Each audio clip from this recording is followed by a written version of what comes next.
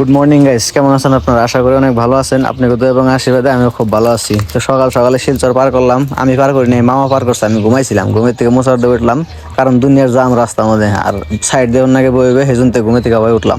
জাম হইতো না হবাই শুনলাম যে স্টেবিল আজকে সবজি মানে সবজির বাজার, যার জন্য আজকে জাম হয়ে গেছে দুনিয়ার সকাল সকাল। অন কিন্তু বেশি বেলা হয় নাই, সবাই বাজার সকাল 6টা। পরে কিছু দূর আগে এনে দেখি যে ট্রাফিক পুলিশের জায়গায় বেড়া খাচ্ছে রাস্তার মধ্যে, সাইড দিতেছে না। পরে আবার কাটাকাটি করে আই ফেললাম। গত এক সপ্তাহ ধরে আমি একটা রোগে ভুক্তভোগী। সেটা হলো আমার গাড়িতে মোবাইল চার্জ করে না, বোর্ড নাই। পরে 500 টাকা দিয়ে একটা বোর্ড কিনলাম, গাড়িতে ফিটিং করুন। আসামে থেকে এই বোর্ড বিচতে শিলচর আই ফেললাম, তাও এন্তরে পাইছিলাম না। বড় হবাই পাইলাম, পরে মামার দিলাম ফিট করবার নাকি। আমি বইবে দেখতেছি এমরে ব্যাটারি বাক্সটা সাফ করতেছি, দুনিয়ার দুলে অন্ধকার।